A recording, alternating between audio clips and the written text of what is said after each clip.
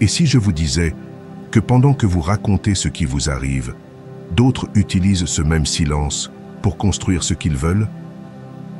Chaque fois que vous parlez de vos problèmes, de vos projets, de vos blessures ou de vos réussites avant l'heure, vous donnez de l'énergie, vous donnez du pouvoir. Aujourd'hui, je veux vous mettre au défi de faire le contraire, de vous taire, d'observer, d'avancer en silence. Parce que le vrai succès ne fait pas de bruit, n'a pas besoin d'annonce, n'a pas besoin d'approbation. La vraie réussite se cultive dans la discrétion. Restez dans les parages, car ce qui vous retient n'est peut-être pas ce qui vous arrive, mais ce que vous dites. Avant de commencer cette vidéo, je veux que vous fassiez quelque chose de puissant. Allez tout de suite dans les commentaires et écrivez cette phrase avec détermination. Aujourd'hui, je choisis d'avancer en silence. Je suis stoïque. Écrivez-la comme un acte de reprogrammation mentale. Qu'il ne s'agisse pas seulement d'une phrase, mais d'une déclaration d'identité. Car lorsque vous répétez une idée avec intention, votre esprit commence à y croire et votre vie commence à se transformer. Écrivez-le avec force, qu'il soit gravé non seulement dans les commentaires, mais aussi dans votre conscience. Numéro 1. Cessez de raconter votre histoire. Combien de fois encore allez-vous répéter cette histoire où vous êtes la victime, où tout va mal, où la vie est injuste et où les autres ont échoué. Cette histoire où vous êtes la victime, où tout va mal, où la vie est injuste et où les autres ont échoué. Combien de fois encore allez-vous renforcer dans votre esprit ce que vous n'avez soi-disant pas pu accomplir? Vous ne vous en rendez pas compte, mais chaque fois que vous racontez cette histoire, vous la rendez plus réelle, plus solide, plus présente. Peu importe que cela se soit passé il y a 5 ans ou 5 jours, si vous continuez à en parler, vous continuez à le vivre. Et vous ne le faites pas parce que vous êtes faible, vous le faites parce que c'est familier, parce que vous connaissez cette douleur. Parce que ce récit, aussi destructeur soit-il, vous donne au moins le sentiment de savoir qui vous êtes. Mais la vérité, c'est que vous ne savez pas. Vous ne le savez pas parce que vous vous définissez par ce qui vous est arrivé, et non par ce que vous pouvez créer. Et c'est là le grand piège, confondre le passé et l'identité. Comme si vous étiez une histoire gravée dans le marbre, comme si vous n'aviez pas le droit de changer le scénario. Aujourd'hui, je veux vous dire quelque chose de clair. Arrêtez de raconter votre histoire, du moins cette histoire-là. Celle que vous répétez quand vous n'êtes pas sûr de vous. Celle qui vous sert d'excuse lorsque vous ne vous lancez pas.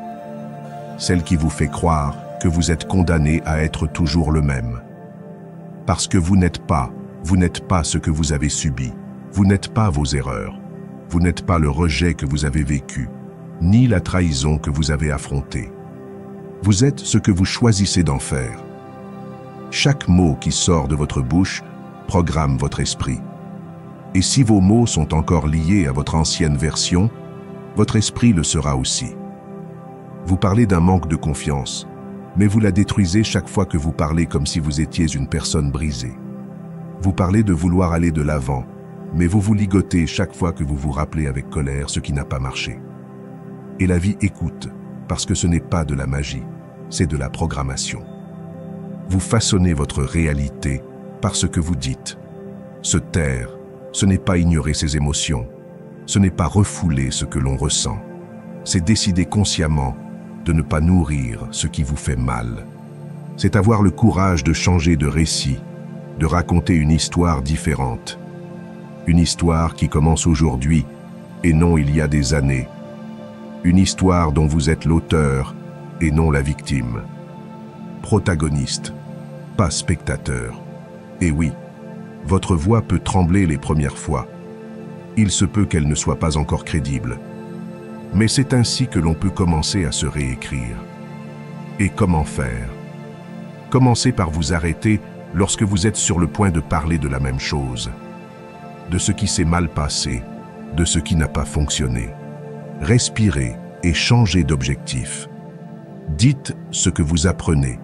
Dites ce que vous voulez construire.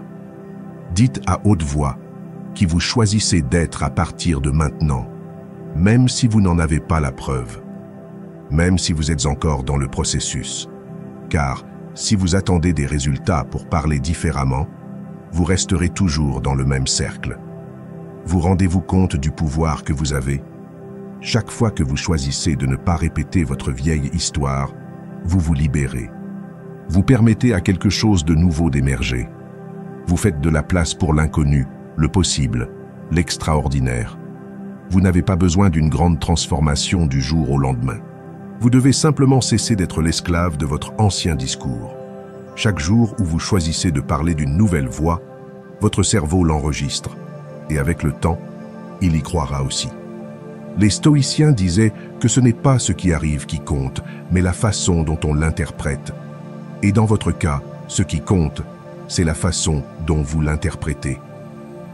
Commencez donc dès aujourd'hui. Ne racontez pas ce qui vous a détruit. Racontez ce que vous avez appris. Ne comptez pas les abandons. Comptez vos forces pour continuer. Ne comptez pas vos erreurs. Racontez comment vous construisez une nouvelle version, car c'est votre choix actuel qui vous définit, et non vos blessures passées. Et si un jour vous trouvez cela difficile, rappelez-vous ceci. Vous n'avez pas à nier votre histoire. Cessez simplement de vivre là-bas. Tu n'as pas à oublier ce qui t'est arrivé. Arrête de t'en servir comme d'une excuse. Aujourd'hui, vous pouvez vous dire quelque chose de différent. Aujourd'hui, vous pouvez commencer à parler comme la personne qui est déjà en train de devenir la personne que vous rêvez d'être.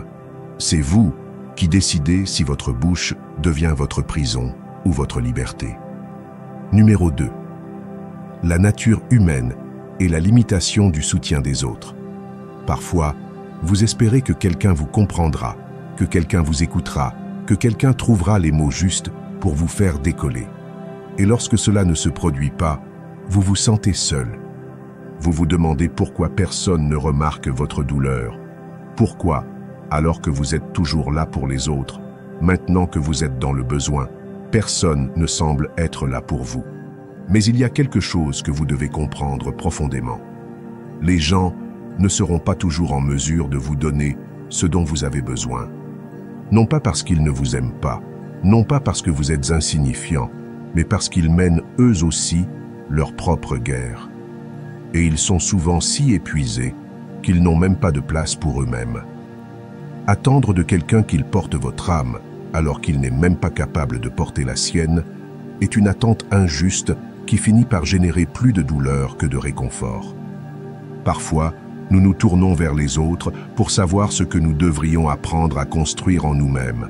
Et oui, nous avons tous besoin de soutien. Nous avons tous besoin d'une épaule, d'un mot, d'une étreinte. Mais en faire une nécessité constante fait de vous un otage émotionnel, parce que vous dépendez de quelque chose que vous ne pouvez pas contrôler, la disposition émotionnelle des autres. La vérité est la suivante. Le monde ne va pas s'arrêter juste parce que vous traversez une période difficile.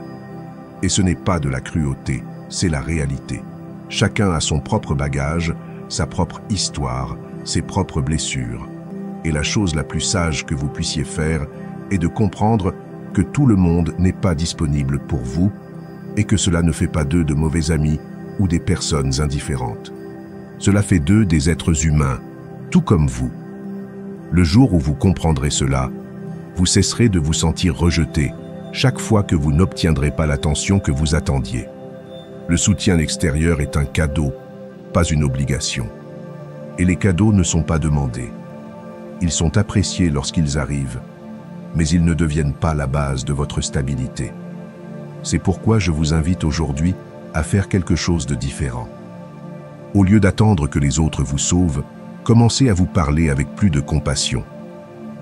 Au lieu de chercher à l'extérieur le conseil parfait, asseyez-vous tranquillement et écoutez-vous. Posez-vous des questions, donnez-vous des réponses, car souvent ce que vous recherchez chez l'autre est déjà en vous.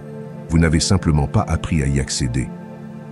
Et si vous sentez que vous ne pouvez pas y arriver seul, tournez-vous vers Dieu, car même lorsque les gens échouent, même lorsque le monde est occupé, il y a une présence qui ne s'épuise jamais, qui vous écoute toujours et qui ne vous abandonne jamais. Lorsque votre âme est soutenue par quelque chose de plus grand que les circonstances ou les autres, elle devient inébranlable. Non par arrogance, mais par confiance. Parce que vous n'avez plus besoin de quelqu'un d'autre pour vous dire que tout ira bien. Vous savez déjà, vous avez déjà décidé. Le stoïcisme enseigne que nous ne devons pas dépendre des éléments extérieurs pour maintenir notre paix intérieure. Marc Aurèle disait que l'âme se fortifie en résistant aux circonstances, et non en y cédant.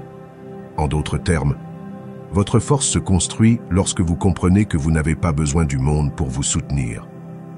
Car si vous maîtrisez votre moi intérieur, ce qui se passe à l'extérieur n'a pas d'importance. Vous pouvez regarder avec compréhension, et non avec ressentiment, ceux qui n'ont pas pu être là pour vous.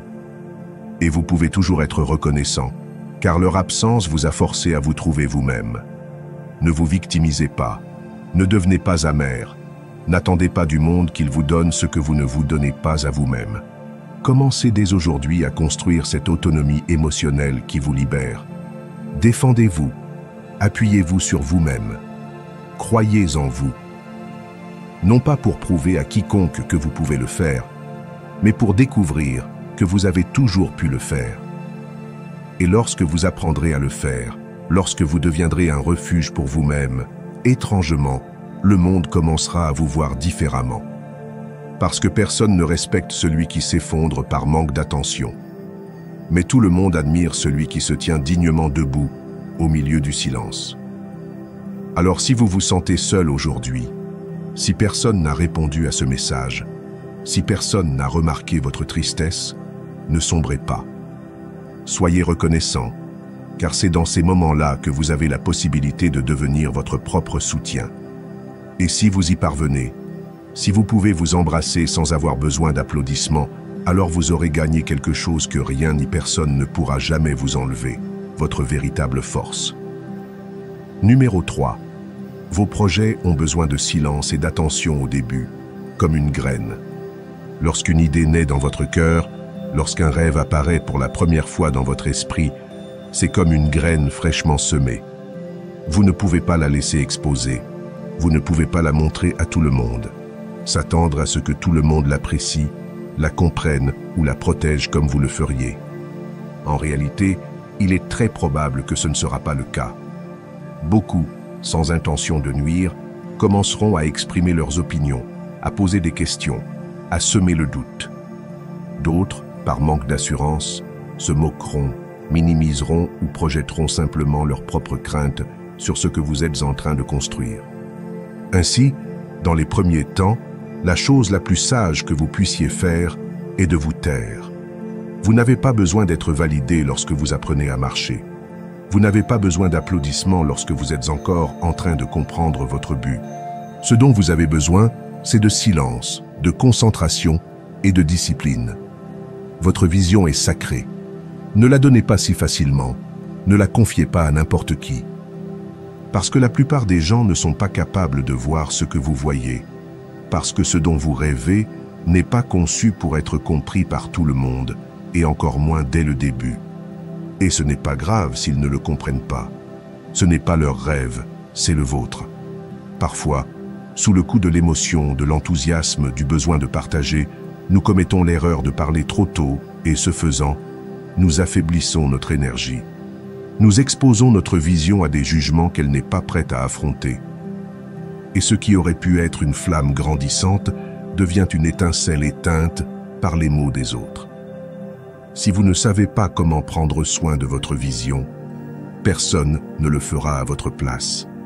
Si vous ne la valorisez pas suffisamment pour la protéger, n'attendez pas des autres qu'ils le fassent non plus.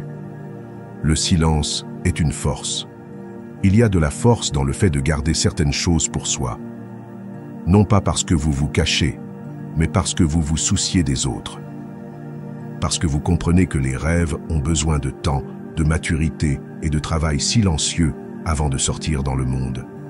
Comme un artiste qui ne révèle pas son œuvre avant qu'elle ne soit prête, vous devez vous aussi apprendre à garder ce que vous créez jusqu'à ce qu'il ait une forme, une structure et de l'endurance.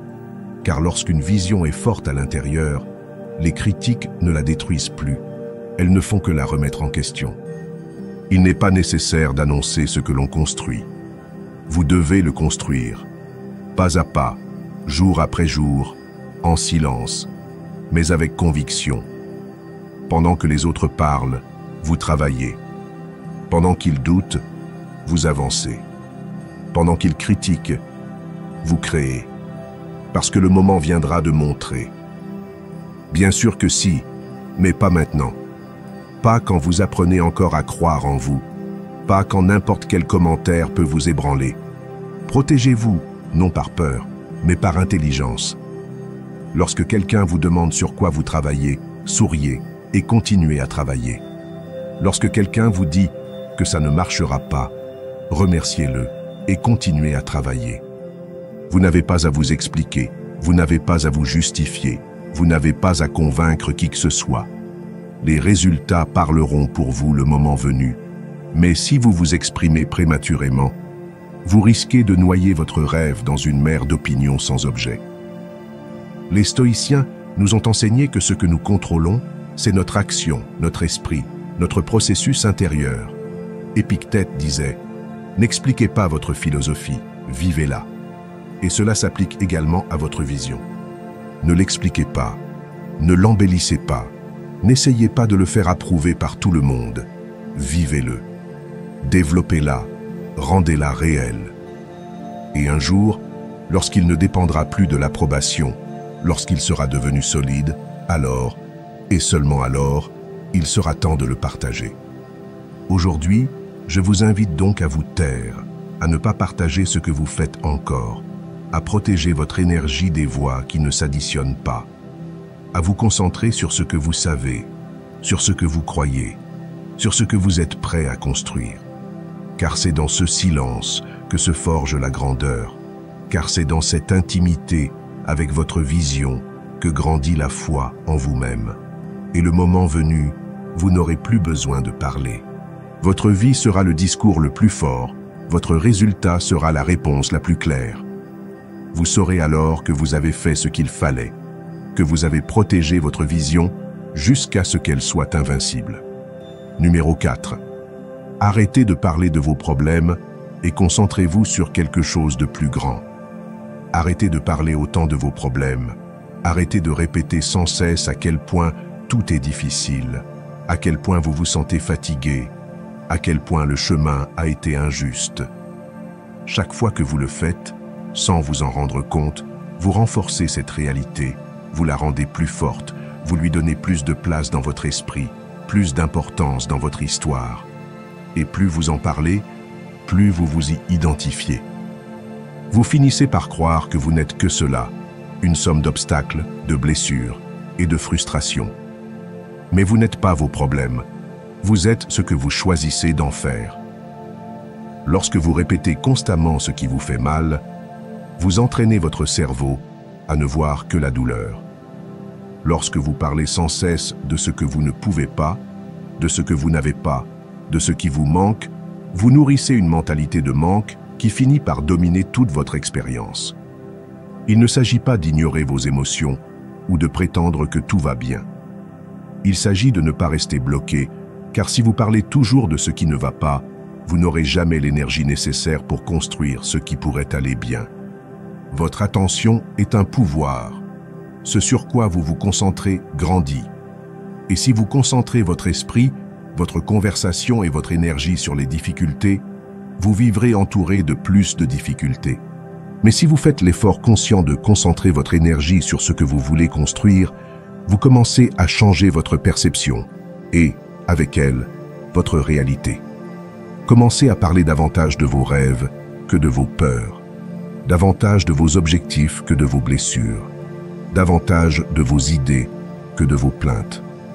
Non pas pour faire semblant, mais pour créer. Lorsque vous parlez de vos rêves à voix haute, vous vous rappelez qui vous pouvez devenir.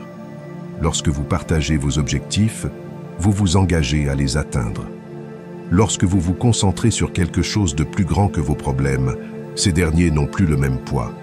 Ils deviennent petits par rapport à votre vision, et c'est le changement le plus puissant. Passer d'un récit de victime à un récit de créateur. Examinez votre langage. Observez-vous. De quoi parlez-vous le plus dans votre vie quotidienne? Qu'est-ce qui vous frustre ou qu'est-ce qui vous inspire?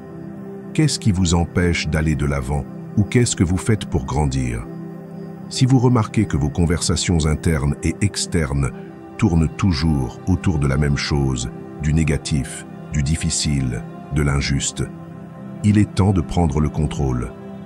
Il est temps de changer d'histoire. Car oui, vous avez le droit de dire votre vérité, mais vous avez aussi la responsabilité de ne pas vous laisser entraîner. Les stoïciens enseignaient que ce n'est pas ce qui arrive qui nous définit, mais la façon dont nous y réagissons. Épictète disait que ce qui dérange l'homme, ce ne sont pas les choses, mais l'opinion qu'il s'en fait. En d'autres termes, ce ne sont pas vos problèmes qui vous retiennent, mais ce que vous en faites, ce que vous en pensez, ce que vous en dites. C'est pourquoi le stoïque ne se victimise pas, ne se plaint pas, ne dramatise pas. Il observe, apprend et agit.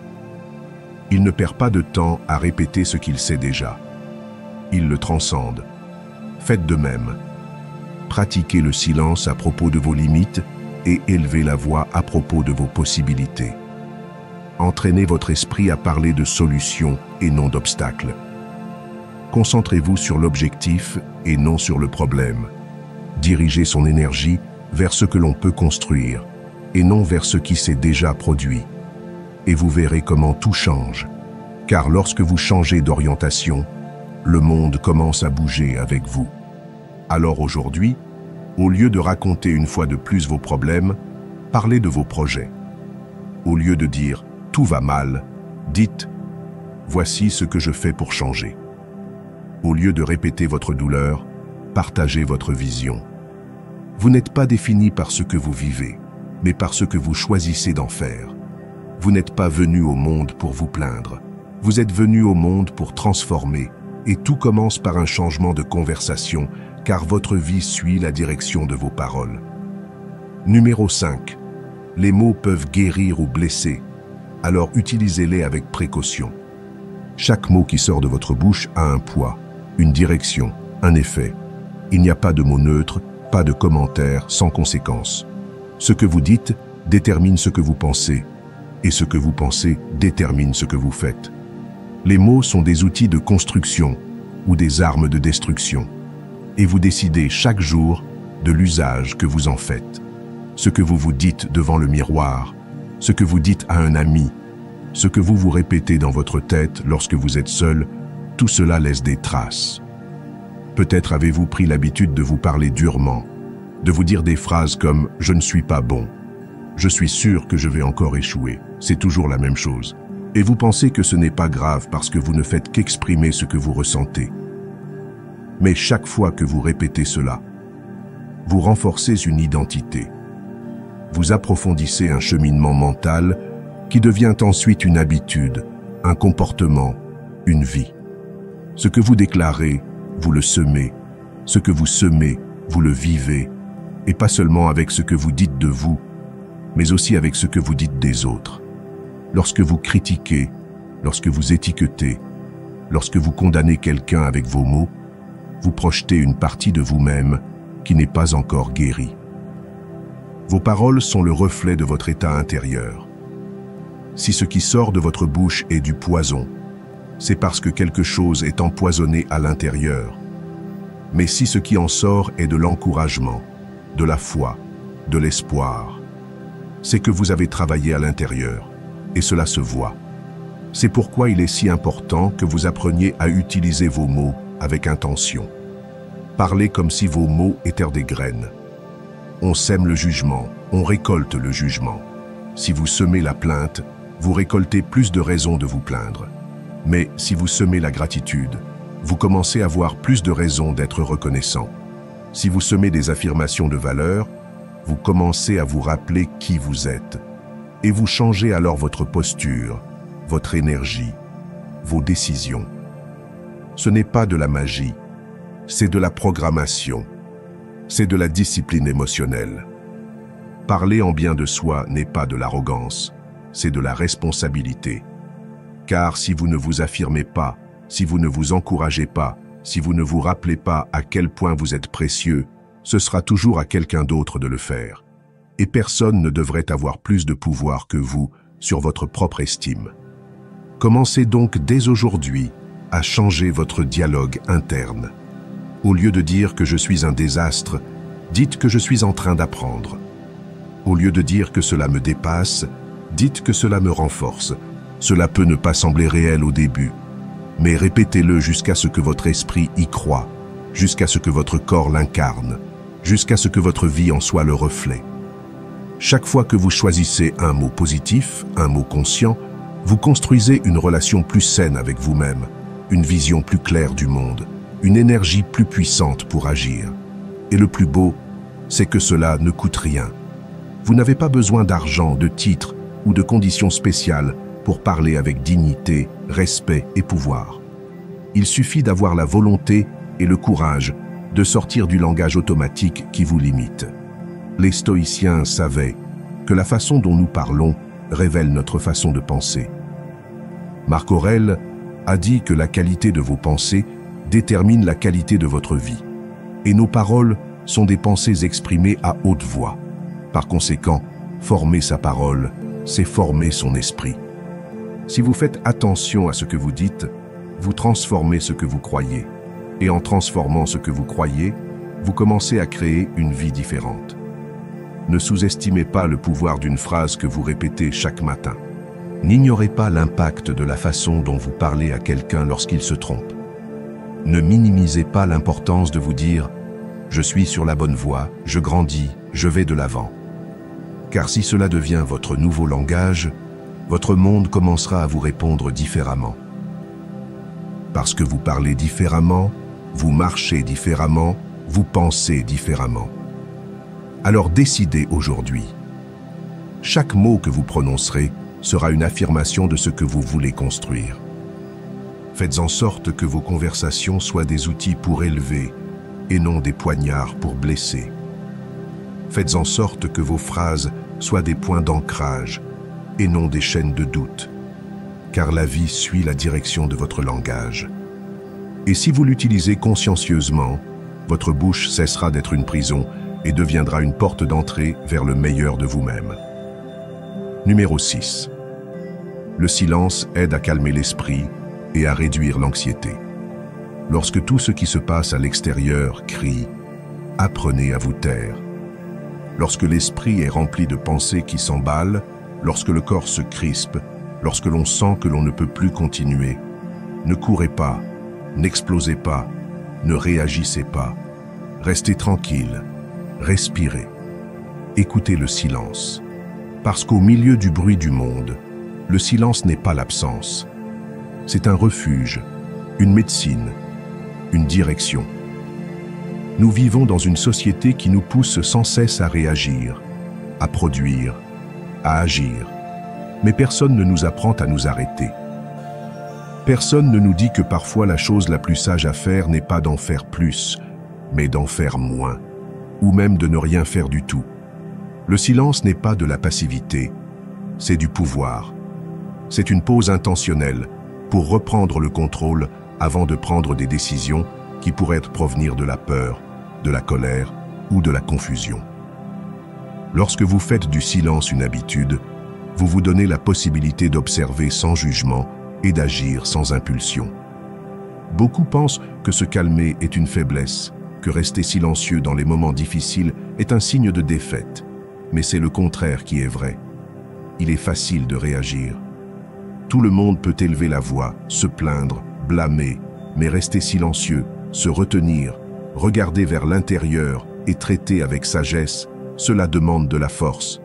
Et plus encore dans les moments d'anxiété, lorsque le cœur s'emballe et que l'esprit s'emballe, le silence devient l'encre qui vous empêche de faire naufrage dans votre propre chaos.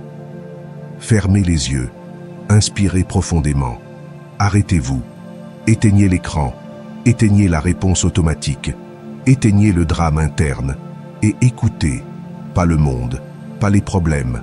Écoutez-vous, revenez à vous, parce que souvent vous n'avez pas besoin d'une solution immédiate, mais d'un espace de clarté pour savoir quelle est l'étape suivante. Lorsque vous choisissez le silence, Vous choisissez de ne pas réagir sous le coup de l'émotion. Vous donnez à votre esprit la possibilité de voir les choses avec perspective, d'ordonner ce qu'il ressent, de laisser aller ce qui n'est pas utile. Et le mieux, c'est que personne n'a à le comprendre.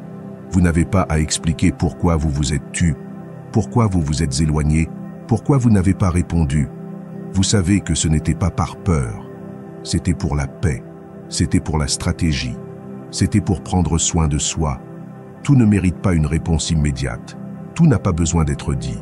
Parfois, la chose la plus sage que vous puissiez faire est de rester silencieux, non pas parce que vous ne savez pas quoi dire, mais parce que vous n'avez plus besoin de dire quoi que ce soit pour être en paix.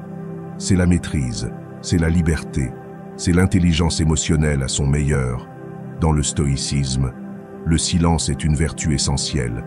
Les stoïciens ont enseigné que l'homme sage parle peu, parce qu'il observe beaucoup. Sénèque a dit « Celui qui sait parler, sait aussi se taire », et Marc Aurèle nous a rappelé qu'à l'intérieur de nous, il y a un endroit où nous pouvons toujours trouver le calme. Peu importe ce qui se passe à l'extérieur, ce lieu est le silence. Et je ne parle pas seulement du silence extérieur, mais du silence intérieur.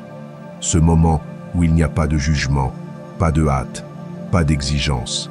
Seulement vous, avec vous-même, présent, entier, serein. Faites du silence une pratique quotidienne. Levez-vous quelques minutes avant tout le monde. Soyez silencieux lorsque vous vous réveillez. N'ouvrez pas le téléphone, ne courez pas pour parler. Asseyez-vous simplement avec vous-même. Ou le soir, lorsque la journée se termine, accordez-vous quelques minutes de silence avant de vous endormir.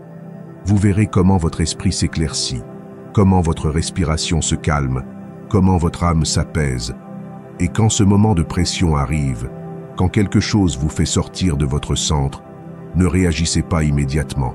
Faites une pause, soyez silencieux, respirez. Parce que ce petit espace de silence peut faire la différence entre blesser ou guérir, entre agir avec sagesse ou sous l'effet d'une impulsion, entre répéter la même erreur ou franchir une nouvelle étape. Le silence n'est pas le vide, c'est l'outil le plus puissant dont vous disposez pour revenir à vous lorsque tout le reste semble hors de contrôle. Et lorsque vous le pratiquez, non seulement vous vous calmez, mais vous devenez plus fort. Parce que celui qui maîtrise son silence, maîtrise son monde. Numéro 7. La liberté de vivre sans avoir besoin d'annoncer chaque action, de le faire en silence, de marcher sans faire de bruit, de créer sans avoir à l'annoncer. Vous n'avez pas besoin de dire au monde chaque pas que vous faites, chaque idée que vous avez, chaque chose que vous construisez, parce que lorsque vous ressentez le besoin de partager tout ce que vous faites, ce que vous recherchez, vraiment c'est l'approbation. Et lorsque votre vie dépend de l'approbation extérieure, vous arrêtez de vivre pour vous-même et vous commencez à agir pour un public qui ne vous comprend pas toujours, qui ne vous soutient pas toujours et qui souvent ne vous écoute même pas avec une véritable attention. Vous n'êtes pas ici pour rendre des comptes à tout le monde. Vous n'êtes pas obligé de publier chaque percée, chaque réussite, chaque pensée. Votre vie n'a pas besoin d'être expliquée, elle a besoin d'être vécue. Quand quelque chose a vraiment de la valeur, vous n'avez pas besoin de le crier. Ce qui est réel se tient tout seul. Ce qui est solide n'a pas besoin d'applaudissements. Ce qui est authentique bouge avec force, même si personne ne vous regarde. Vivre sans tout annoncer est un acte de liberté. C'est cesser d'être esclave de la validation des autres. C'est apprendre à jouir de ces processus sans en faire un spectacle, parce que bien souvent, en partageant à l'excès ce que l'on est en train de faire, on l'affaiblit, on l'expose, on le rend vulnérable à des opinions que l'on ne demande pas et dont on n'a pas besoin.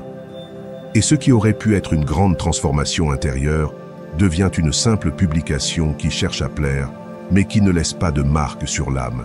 Travaillez en silence, aimez en silence, guérissez en silence, faites-le parce que vous le voulez, pas parce que quelqu'un doit le savoir. Parce que quand votre intention est pure, vous n'avez pas besoin de l'orner d'attention. Et quand votre chemin est vrai, trop parler ne fait que le retarder. Au lieu de cela, si vous laissez vos actions parler pour vous, votre énergie se concentre sur ce qui compte vraiment, pour avancer, pour grandir, pour construire.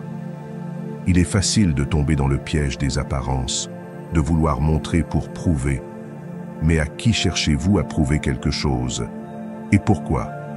Si vous savez ce que vous faites, si vous savez ce que vous accomplissez, quelle différence cela fait-il si vous ne le dites pas? La reconnaissance la plus profonde ne vient pas de l'extérieur, elle vient de vous. Lorsque vous terminez la journée et que vous savez que vous avez fait ce que vous aviez dit, même si personne ne l'a vu, lorsque vous avancez en silence et que vous découvrez que vous n'avez pas besoin de témoins pour valider votre chemin. Les réalisations les plus importantes ne sont pas celles que vous criez au monde, mais celles qui vous transforment de l'intérieur, en surmontant une peur, en rompant une habitude, en choisissant le bien quand personne ne regarde, en changeant une attitude que vous traînez depuis des années. Cela ne se publie pas, cela se célèbre en silence, parce que vous savez que c'est là que vous gagnez vraiment. Les stoïciens l'ont parfaitement compris.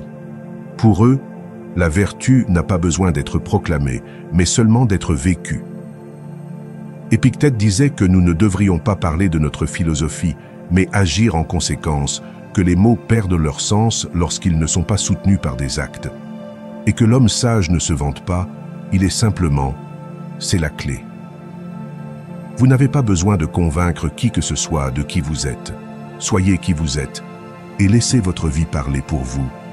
Commencez à profiter de ce pouvoir, le pouvoir de faire de grandes choses sans avoir à les crier, de guérir sans le dramatiser, de grandir sans l'annoncer. Vivez pour vous-même, construisez à partir de votre centre, pour que ce que vous faites vienne de l'amour de ce que vous êtes, et non du besoin de le montrer. Car pendant que les autres sont occupés à montrer, vous serez occupés à transformer, et il viendra un temps où vos résultats seront si clairs, si évidents, que vous n'aurez pas besoin d'explications. Les gens verront la différence. Ils ne sauront pas exactement ce que vous avez fait, mais ils sauront que quelque chose en vous a changé. Et c'est la meilleure forme de reconnaissance, celle qui n'est pas recherchée, mais qui vient, parce qu'elle vient de l'authenticité, pas de l'ego. Alors, la prochaine fois que vous aurez envie de dire ce que vous êtes sur le point de faire, faites une pause. Demandez-vous si je veux le dire parce que j'en ai envie ou parce que j'ai besoin d'être approuvé. Et si la réponse est la seconde, taisez-vous. Laissez parler le temps. Laissez votre vie tout dire, car ce qui se fait en silence est souvent plus fort. Et ce qui se construit sans spectateur est ce qui vous transforme vraiment. Numéro 8. La vulnérabilité n'est pas pour tout le monde. Tout le monde ne mérite pas de connaître son moi intérieur. Tout le monde n'est pas prêt à traiter sa vulnérabilité avec le respect et la délicatesse qu'elle mérite. Montrer son âme n'est pas un acte de faiblesse, mais c'est un acte qui demande de la sagesse, car la vulnérabilité, bien que puissante, est aussi sacrée. Et la confier à quelqu'un qui ne la valorise pas, c'est comme ouvrir une fleur au milieu du désert en attendant la pluie. Parfois, par besoin de connexion, par envie de se défouler, par désir de se sentir compris, nous partageons des parties profondes de nous-mêmes avec des personnes qui ne sont pas prêtes, qui ne comprennent pas, ou pire, qui s'en servent contre nous, et lorsque cela se produit, vous vous brisez. Pas seulement à cause de ce que vous avez dit, mais parce que vous avez fait confiance et qu'on ne s'est pas occupé de vous. On commence alors à se fermer, non pas parce qu'on ne veut pas être vrai, mais parce qu'on a appris que l'authenticité au mauvais endroit peut faire du mal. Vous n'êtes pas obligé de dire à tout le monde ce que vous ressentez. Il n'est pas nécessaire d'expliquer vos blessures à ceux qui ne se sont pas montrés dignes d'une telle explication. La confiance se construit, et seuls ceux qui ont fait preuve d'empathie, de loyauté et de compréhension méritent d'avoir accès à votre monde intérieur. Il ne s'agit pas de vivre avec des masques, mais de savoir quand les enlever et avec qui. La vulnérabilité ne convient pas à tout le monde, car tout le monde ne sait pas quoi en faire. Certains la jugeront, d'autres la minimiseront, d'autres encore se sentiront mal à l'aise parce que votre honnêteté leur rappelle leur propre vérité non résolue. Il est donc important d'être conscient de la raison pour laquelle vous partagez ces informations, pour guérir, pour vous connecter ou pour être validé. Si votre seule motivation est que quelqu'un d'autre vous approuve ou vous comprenne, méfiez-vous, car vous mettez votre guérison entre les mains de quelqu'un d'autre. Il vaut mieux parler peu, mais profondément, avec ceux qui écoutent vraiment, que parler beaucoup avec ceux qui n'écoutent que pour répondre, donner leur avis, critiquer. La qualité des personnes avec lesquelles vous partagez votre monde intérieur a une incidence directe sur la façon dont vous vous sentez vous-même. Lorsque vous choisissez bien, vous vous sentez compris, renforcé, accompagné. Lorsque vous choisissez mal, vous finissez par vous interroger, douter, vous refouler, et ce n'est pas juste pour vous. Vous n'êtes pas fait pour donner votre âme comme si elle ne valait rien. Vous avez de la valeur, vos émotions ont de la valeur, votre histoire a de la valeur, votre douleur, votre processus, votre vision du monde, tout cela a de la valeur. Alors protégez-le, non pas comme quelqu'un qui le cache, mais comme quelqu'un qui en prend soin, parce que ce dont on prend soin s'épanouit. Ce qui est abandonné avec conscience devient une connexion authentique, et ce qui est abandonné sans réflexion devient souvent blessé. Les stoïciens nous ont appris à dominer l'intérieur et à ne pas abandonner le contrôle de notre paix à des mains extérieures. Épictète disait « Souvenez-vous de ne pas révéler vos pensées à n'importe qui, non par orgueil, mais par sagesse, car ouvrir son cœur n'est pas une chose à faire à la légère, mais avec discernement. Et c'est là que l'on trouve l'équilibre entre l'honnêteté et la sagesse, entre la sincérité et la sélectivité. La prochaine fois que vous aurez envie de raconter quelque chose d'intime à quelqu'un, respirez. Demandez-vous si cette personne s'est révélée être un lieu sûr. A-t-elle été loyale lorsque ce n'était pas facile? A-t-elle été silencieuse lorsque j'avais besoin d'écouter? M'a-t-elle respecté même lorsqu'elle ne comprenait pas? Si la réponse est oui, allez-y. Mais si la réponse est non, ne vous sentez pas mal de garder le silence. Ce n'est pas de la froideur, c'est de l'autonomie. En protégeant votre vulnérabilité, vous construisez des relations plus authentiques. Vous attirez des personnes qui vous aiment pour ce que vous êtes, et non pour ce que vous donnez. Vous créez des liens fondés sur le respect, et non sur le drame. Et c'est cela, même si cela prend plus de temps, qui vous guérit vraiment. N'ayez pas peur d'être vrai, mais apprenez à l'être au bon endroit, avec la bonne personne, au bon moment. Parce que votre vérité n'a pas besoin d'être criée, elle a juste besoin d'être soignée. Et lorsque vous le faites, lorsque vous choisissez les personnes à qui vous montrez votre âme, vous n'êtes pas seulement vulnérable, vous êtes sage. Numéro 9. Parler de ton argent avec n'importe qui peut te causer des ennuis. Tout ce que vous accomplissez ne doit pas être compté, surtout lorsqu'il s'agit d'argent. Votre situation financière est la vôtre, pas celle du monde. Vous n'avez pas besoin de dire partout combien vous gagnez, combien vous épargnez ou combien vous devez. Parce que parler d'argent à l'excès, non seulement vous expose, mais aussi vous complique la vie. Les gens changent lorsqu'ils savent combien vous avez. Cela change ce qu'ils attendent de vous. Cela change la façon dont ils vous traitent. Cela change la façon dont ils vous regardent. Certains restent à l'écart par envie, d'autres s'approchent par intérêt, et au milieu de tout cela, on se perd. Aujourd'hui, nous vivons à une époque où beaucoup ressentent le besoin de tout montrer. La voiture, la maison, le voyage, le compte. Comme si la valeur d'une personne se mesurait au zéro de son solde bancaire ou au luxe qu'elle peut exhiber. Mais l'argent n'est pas une identité, c'est un outil, et plus vous le gardez pour vous, plus vous êtes libre de l'utiliser à bon escient, sans pression, sans attentes extérieures. Trop parler de sa situation financière peut ouvrir des portes, mais pas toujours celles que l'on souhaite. Vous attirez la curiosité, les comparaisons, les jugements. Si vous avez beaucoup, ils peuvent vous juger arrogant ou faire pression sur vous pour que vous partagiez vos biens. Si vous avez peu, ils peuvent vous regarder avec pitié ou supposer que vous ne faites pas les choses correctement. Dans les deux cas, ce n'est pas votre vérité qui pèse, mais la perception que les autres en ont. Et cette perception peut affecter les relations, les décisions et même votre propre tranquillité d'esprit. C'est pourquoi le silence est la meilleure solution, car lorsque personne ne sait combien vous avez, personne ne peut vous utiliser pour cela. Car lorsque vous gérez votre argent en toute discrétion, personne ne peut avoir d'opinion sur ce qu'il ne connaît pas. Et ce n'est pas se cacher, c'est se protéger. Protéger sa tranquillité d'esprit, sa concentration, sa liberté d'agir sans être observé, de grandir sans être questionné, d'aider sans être conditionné. Vous n'avez pas besoin de publier vos réalisations financières pour les rendre réelles. Vous n'avez pas besoin de raconter vos difficultés pour qu'elles soient dignes de respect. Ce qui compte, c'est ce que vous savez, ce que vous faites, ce que vous construisez, même si personne ne le voit. Votre compte n'a pas besoin d'être validé, pas plus que vos efforts.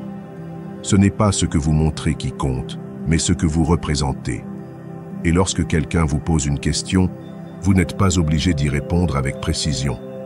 Vous pouvez parler de principes, d'apprentissage, d'expérience, mais pas de chiffres, car les chiffres attirent l'attention, et une attention mal canalisée devient un fardeau. Parfois, il est préférable d'être perçu comme ayant moins et d'être en paix, plutôt que de sembler avoir plus et de vivre sous pression. Le stoïcisme enseigne à vivre avec sobriété, avec modestie, sans s'attacher au jugement des autres. Sénèque, l'un des hommes les plus riches de son époque, a souvent parlé de l'importance de maîtriser l'argent et de ne pas se laisser dominer par lui. Il disait que la vraie richesse, c'est de ne pas avoir besoin d'en faire étalage, et que ceux qui s'attachent à bien vivre pour eux-mêmes ne ressentiront jamais le besoin d'en faire étalage pour les autres. C'est cet esprit qu'il faut cultiver. Utilisez l'argent à bon escient, non pas comme une bannière d'identité, mais comme un instrument d'objectif. Si vous êtes prospère, félicitations. Profitez-en, mais ne le rendez pas public. Et si vous traversez une phase difficile, calmez-vous, concentrez-vous, apprenez, reprenez-vous, mais ne criez pas non plus, non par honte, mais parce que vos processus méritent le respect. Personne n'a besoin de tout savoir, seul vous avez besoin de clarté, car la paix n'est pas dans la quantité que vous avez, mais dans la façon dont vous la gérez et dans le contrôle émotionnel que vous exercez sur elle. Vivre avec des finances privées vous donne du pouvoir. Le pouvoir d'agir de manière autonome, sans avoir à se justifier, sans avoir de compte à rendre à ceux qui ne contribuent en rien. Le pouvoir de donner, d'aider, d'investir, d'épargner, sans regard, sans attente, sans jugement. Faites-le pour vous. Vous n'avez pas besoin de reconnaissance. Vous avez besoin de solidité. Vous n'avez pas besoin d'impressionner. Vous avez besoin de construire. Et cela, les meilleures constructions se font dans le silence. Parce que ce qui a de la valeur n'a pas besoin de bruit, seulement de constance, d'intelligence et d'intimité. Numéro 10. Les actions parlent plus fort que les promesses. Arrêtez de parler autant et commencez à faire plus. Car dans un monde plein de discours, c'est l'action qui fait la différence.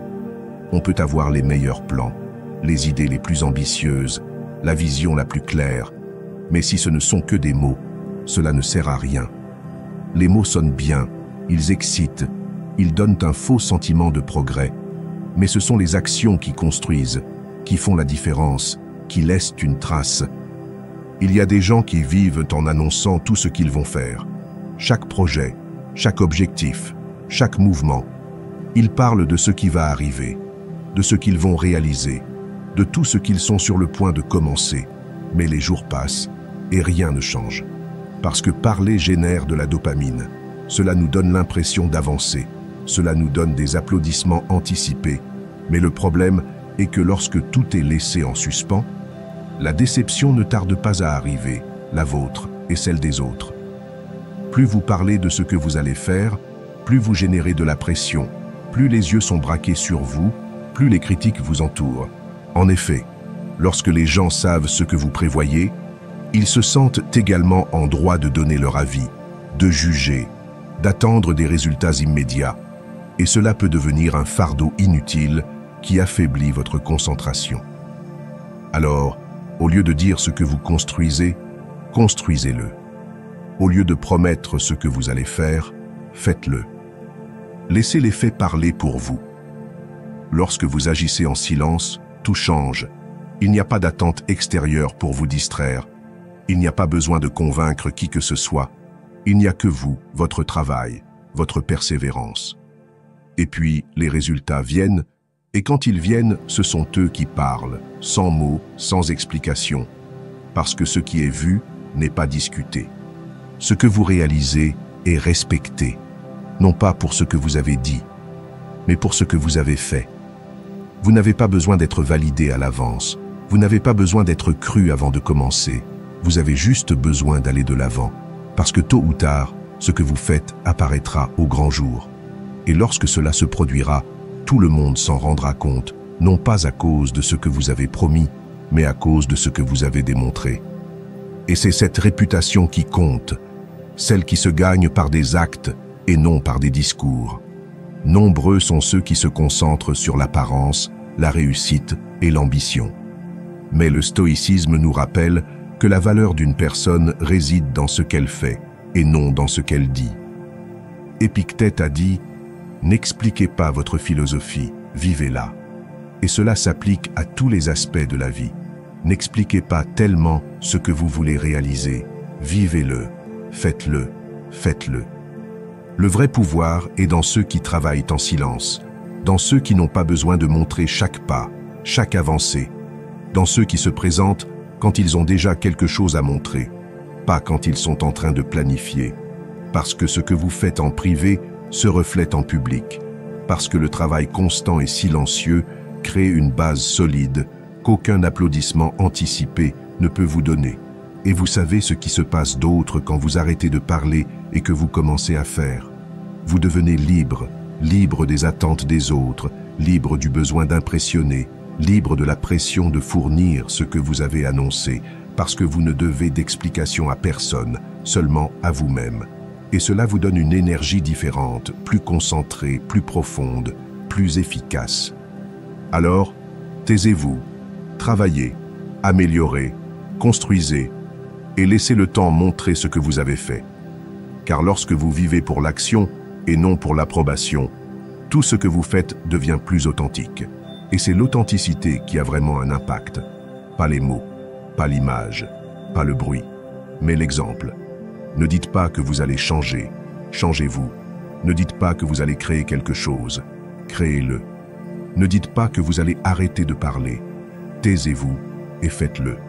Parce que l'action silencieuse ne transforme pas seulement votre réalité, elle transforme aussi qui vous êtes. Et au bout du compte, ce n'est pas ce que vous avez dit que vous feriez qui compte, c'est ce que vous avez fait quand personne ne regardait. Numéro 11.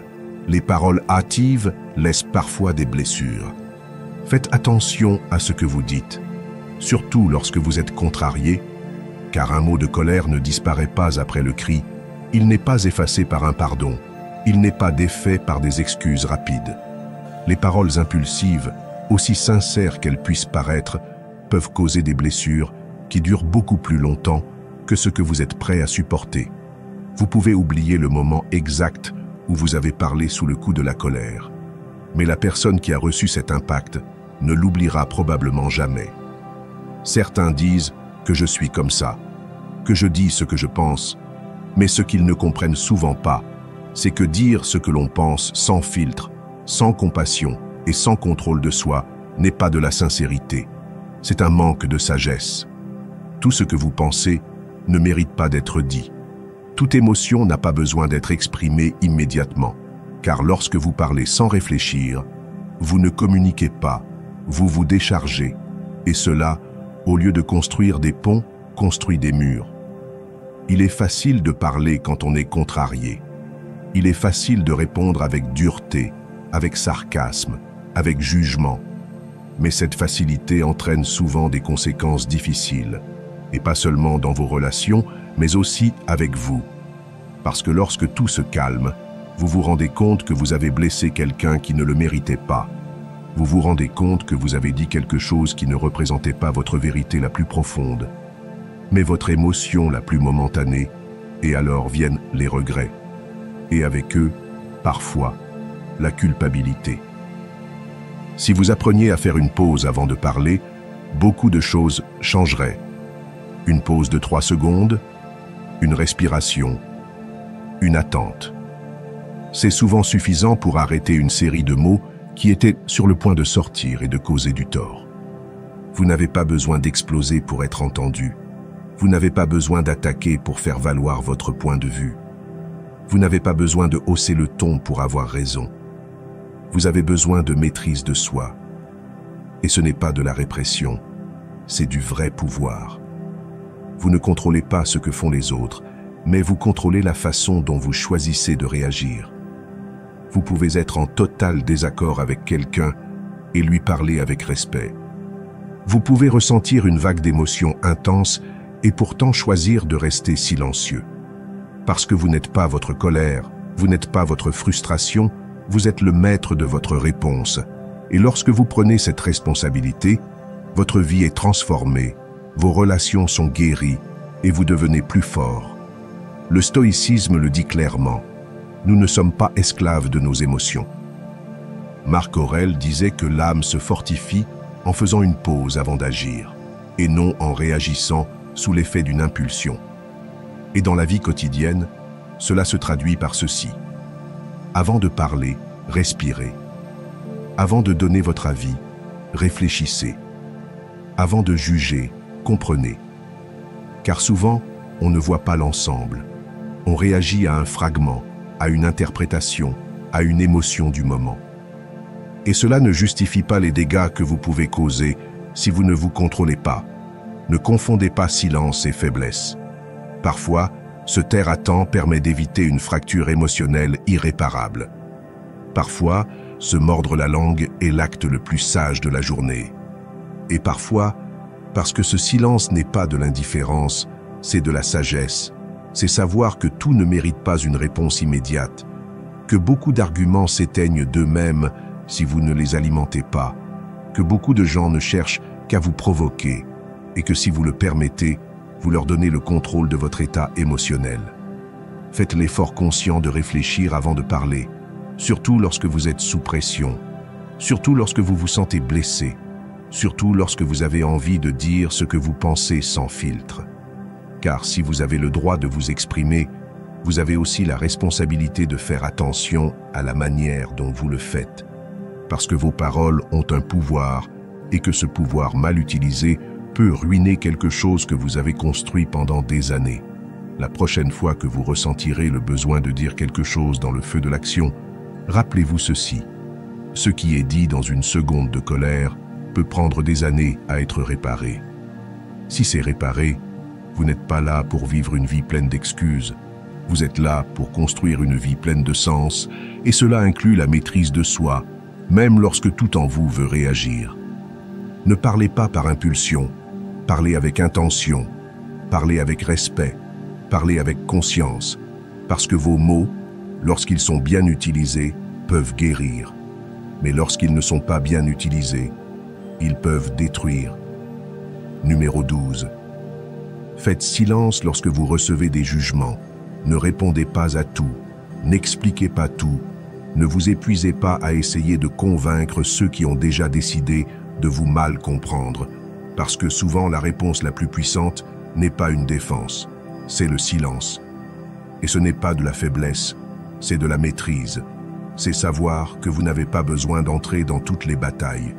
Parce que toutes les batailles ne méritent pas votre énergie. Il y a des critiques qui ne sont pas nées du désir de vous aider, mais de projeter des frustrations. Il y a des mots qui ne cherchent pas à te comprendre, mais à te provoquer. Et quand tu tombes dans ce jeu, tu perds. Peu importe si tu gagnes l'argument, tu perds ta paix. Réponds par ton silence, par ta tempérance, par ta capacité à observer sans réagir.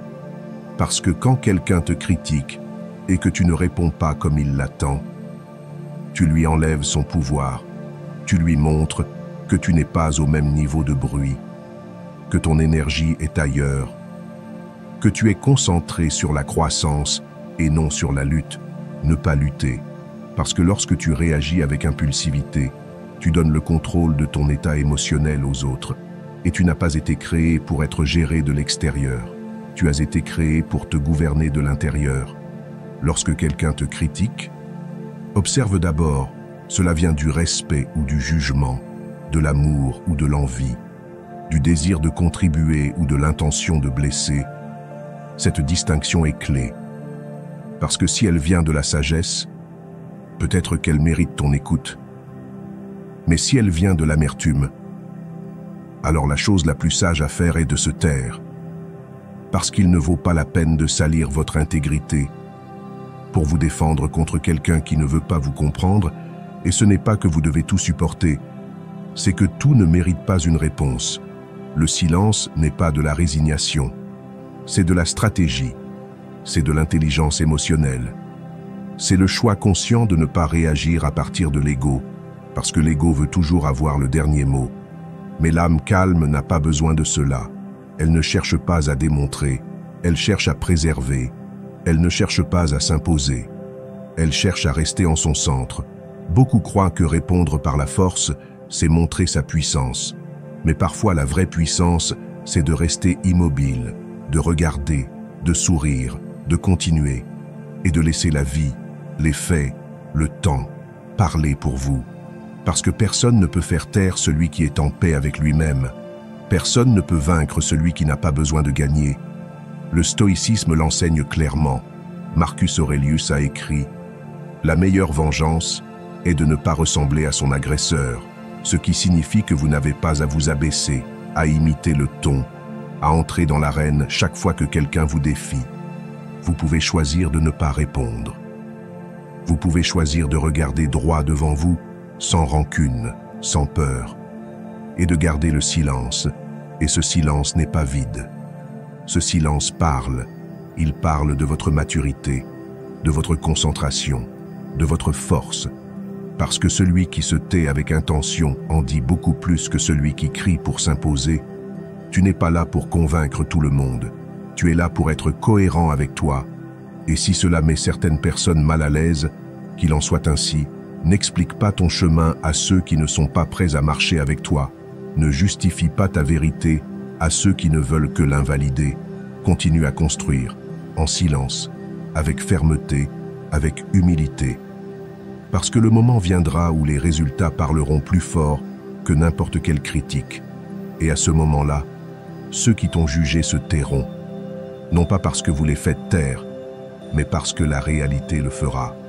Parce qu'il n'y a pas d'argument qui puisse résister à une vie vécue avec un but, avec honneur, avec vérité. Alors, quand on vous critique sans fondement, respirez. Ne courez pas pour répondre. Ne vous précipitez pas pour vous justifier. Rappelez-vous qui vous êtes, rappelez-vous votre chemin, rappelez-vous votre intention et gardez le silence. Parce que dans ce silence se trouve votre véritable force. Parce que dans ce silence, vous êtes déjà en train de gagner. Numéro 13. Le silence comme signe de force spirituelle. Parfois, la réponse la plus puissante n'est pas un mot, c'est le silence. Lorsque vous choisissez de vous taire, non pas parce que vous n'avez rien à dire, mais parce que vous avez choisi de faire confiance, vous faites preuve d'une force que le monde ne comprend pas toujours. Tout n'a pas besoin d'être expliqué, tout n'a pas besoin d'être défendu. Il y a des moments dans la vie où garder le silence est une déclaration de foi, un acte profond d'abandon à quelque chose de beaucoup plus grand que soi. Lorsque vous êtes accusé, incompris, jugé sans vous connaître, votre réflexe naturel peut être de vous défendre. Mais c'est là que naît le véritable pouvoir, lorsque vous choisissez le silence comme une façon de dire que Dieu se battra pour moi. Jésus lui-même nous a donné le meilleur exemple. Au moment de la plus grande injustice, face aux fausses accusations, aux moqueries et aux agressions, il a choisi de ne pas répondre. Non pas parce qu'il ne pouvait pas, non pas parce qu'il n'avait pas d'argument, mais parce qu'il avait confiance dans le plan du Père. Car il savait que sa valeur ne dépendait pas de l'opinion des hommes, mais de la fidélité du ciel. Ce silence n'était pas vide, il était l'expression d'une force spirituelle absolue. Un message silencieux qui disait « Mon âme est en paix parce que je ne suis pas seul. Dieu sait, Dieu voit, Dieu fera, et vous aussi vous pouvez vivre ainsi. Vous pouvez faire face à la critique, à la trahison, à l'incompréhension, et au lieu de réagir, vous pouvez choisir l'immobilité. Vous pouvez décider que vous n'avez pas besoin de convaincre qui que ce soit, que vous n'avez pas besoin de vous expliquer encore et encore, que ceux qui doivent comprendre, comprendront avec le temps, que ceux qui doivent reconnaître, le feront quand ils verront les fruits. Parce que la vérité n'a pas besoin de défense, elle a seulement besoin de patience. Chaque fois que vous choisissez le silence, vous laissez à Dieu la possibilité d'agir. Vous dites, ce n'est pas à moi de résoudre cela, ce n'est pas à moi de mener cette bataille. Je suis en paix parce que je sais qui guide mes pas. Et ce genre de foi ne se construit pas dans la facilité.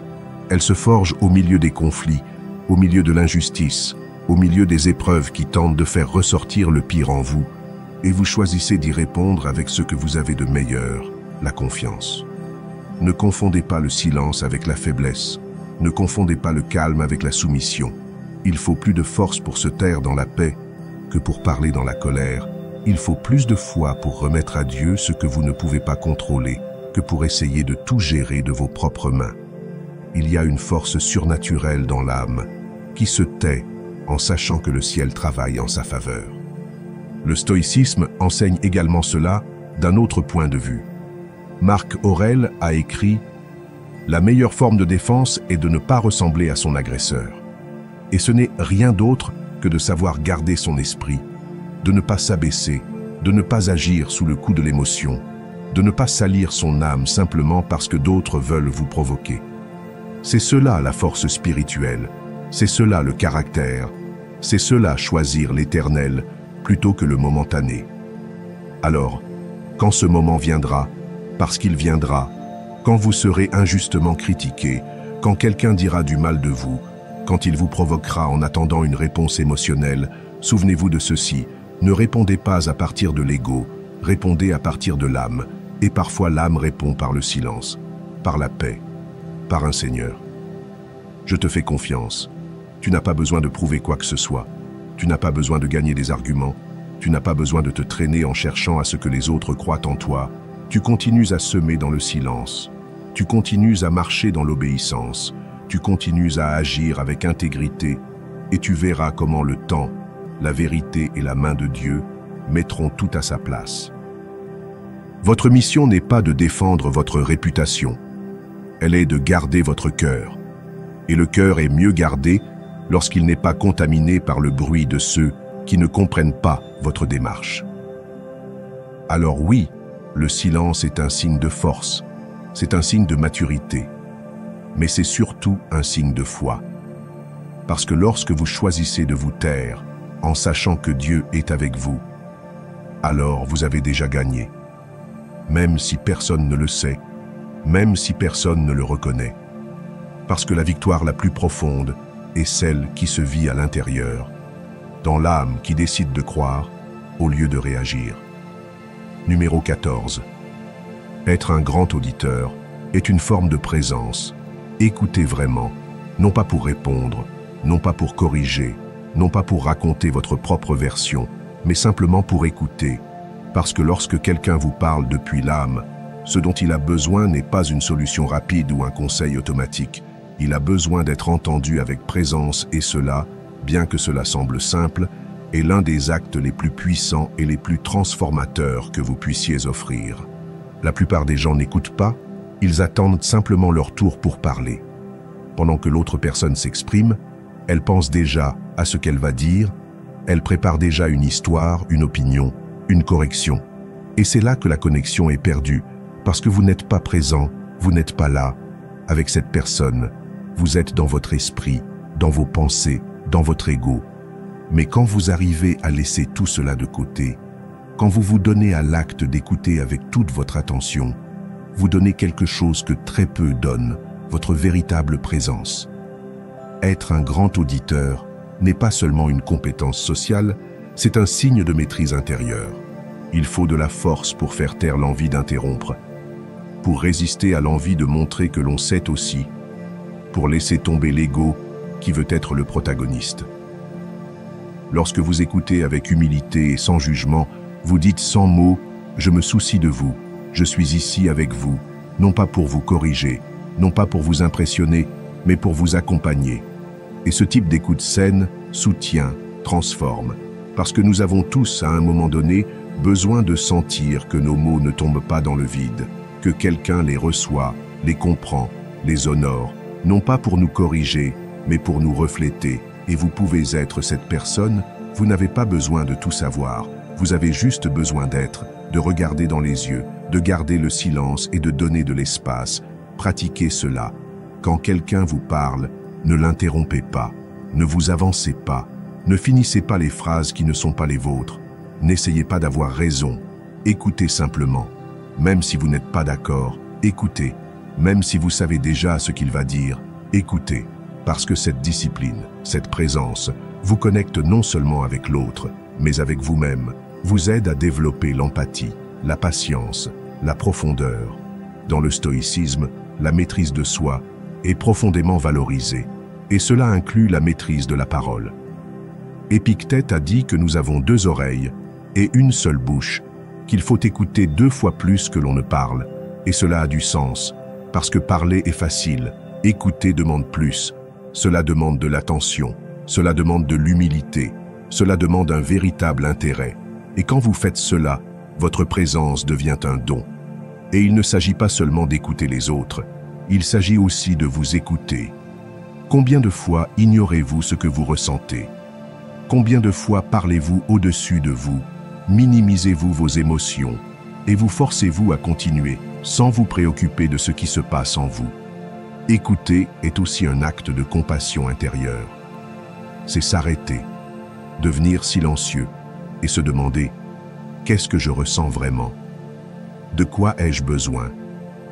Quelle partie de moi demande à être écoutée ?» Parce que si vous apprenez à vous écouter, l'écoute des autres sera plus naturelle, plus humaine, plus authentique. Et si vous devenez cet espace sûr où les gens se sentent vraiment écoutés, votre impact sera énorme, parce que le monde est plein de bruit, mais vide d'attention, et d'être ce silence conscient au milieu du bruit. Ne sous-estimez pas ce que l'écoute profonde peut faire. Elle peut sauver une relation, elle peut soutenir quelqu'un dans une mauvaise journée, elle peut ouvrir le cœur de quelqu'un qui avait cessé d'avoir confiance, et tout cela sans que vous ne disiez un seul mot, simplement en étant présent. Faites de l'art de l'écoute une pratique quotidienne. Écoutez quand quelqu'un vous parle, sans regarder le téléphone. Écoutez quand quelqu'un se défoule, sans avoir besoin d'avoir une solution. Écoutez même quand ce que vous entendez n'est pas confortable. Parce que là aussi, vous apprenez et vous verrez comment la qualité de vos relations change, comment le respect grandit, comment la connexion s'approfondit. Parce qu'en fin de compte, écouter avec le cœur est une façon d'aimer, et être présent est une façon silencieuse mais puissante de dire « je suis avec vous » et c'est suffisant. Numéro 15. Le silence a le pouvoir de capter l'attention. Le silence peut avoir plus d'impact que n'importe quelle parole. Dans un monde où tout le monde parle en même temps, où le bruit est constant et où les opinions fusent sans filtre, celui qui sait se taire se distingue, car le silence interrompt le rythme, brise l'attendu et provoque automatiquement l'attention. Il n'est pas nécessaire d'élever la voix pour se faire entendre. Il suffit parfois de se taire, et ce moment où tout le monde attend que vous disiez quelque chose et où vous ne le faites pas est exactement celui où tout le monde vous regarde. L'utilisation stratégique du silence est un signe d'intelligence émotionnelle. Lorsque vous parlez sans vous arrêter, sans faire de pause, sans laisser à l'autre le temps de comprendre, votre message perd de sa force. Mais si vous savez quand vous arrêter, quand faire une pause, quand laisser le silence envahir la pièce pendant quelques secondes, vous dirigez l'attention de main de maître. Vous ne criez pas pour vous faire entendre, vous générez une présence à partir du contrôle et non de l'agitation. Pensez-y. Vous parlez devant un groupe, tout le monde est dispersé, certains sont distraits, d'autres feignent l'attention. Mais soudain vous faites une pause, non par oubli, non par insécurité, mais parce que vous savez que le silence génère la curiosité et quelque chose de presque magique se produit. Les regards se lèvent, les corps se redressent, les esprits reviennent. Ce n'est pas ce que vous avez dit, c'est ce que vous n'avez pas dit. qui a rétabli l'attention. Le silence, c'est le rythme, c'est la force contenue, c'est un message qui n'a pas besoin de traduction. C'est une façon de dire que ce qui vient maintenant est important, sans avoir à l'annoncer. Et quand on l'utilise avec intention, l'impact est profond. Non seulement on capte l'attention, mais on transmet aussi la confiance, parce que celui qui s'autorise le silence montre qu'il n'est pas pressé, qu'il n'a pas besoin d'une approbation immédiate, qu'il contrôle l'espace et le message, qu'il n'est pas nécessaire de remplir tous les espaces vides avec des mots. Parfois la pause entre les phrases est ce qui donne du poids à tout ce que vous dites. C'est là que le message s'installe, que l'autre l'absorbe, que l'émotion s'intensifie. Apprendre à utiliser le silence, c'est comme apprendre à respirer dans une conversation. On donne vie à ce que l'on dit non seulement par ce que l'on exprime, mais aussi par ce que l'on se permet de ressentir entre chaque mot. Le stoïcisme parle de la maîtrise de soi comme d'une vertu essentielle, et cette maîtrise inclut le fait de savoir quand parler et quand se taire. Sénèque a dit que plus un homme est sage, moins il parle, non pas par manque d'idées, mais parce qu'il apprend à utiliser chaque mot avec précision. Et dans cette sagesse, le silence n'est pas vide, c'est un outil. C'est un moyen de diriger à partir du calme et non de l'agitation. Pratiquez-le lors de votre prochaine conversation. Au lieu de répondre immédiatement, faites une pause. Regardez l'autre personne. Respirez. Laissez le silence parler en premier. Vous verrez comment une connexion différente se crée. Plus profonde, plus attentive, parce que le silence est aussi une écoute. Et écouter avec présence prépare le terrain pour que vos mots aient de plus d'effet. Dans une présentation, avant de dire votre point le plus important, gardez quelques secondes de silence, ne l'annoncez pas. Faites-le simplement, laissez l'espace se remplir d'attente, puis parlez. Ce moment de vide sera l'encre qui fera que vos mots seront enregistrés, parce que le silence génère du contraste, et le contraste est ce qui rend un message mémorable. Le silence sert aussi à reprendre le contrôle. Lorsque l'atmosphère est dispersée, si vous sentez que vous perdez l'attention d'un groupe, n'élevez pas la voix, baissez le rythme, arrêtez-vous, restez silencieux pendant un moment. L'inconfort du silence fera que le groupe reviendra vers vous, non pas par l'autorité imposée, mais par l'énergie que vous projetez.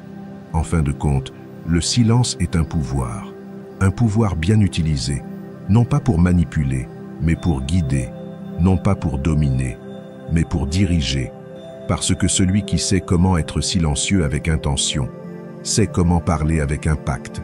Alors utilisez-le, dans vos conversations, dans vos relations, dans votre leadership. Laissez le silence travailler en votre faveur, car lorsqu'il est bien utilisé, le silence n'est pas l'absence, c'est la présence dans sa forme la plus pure.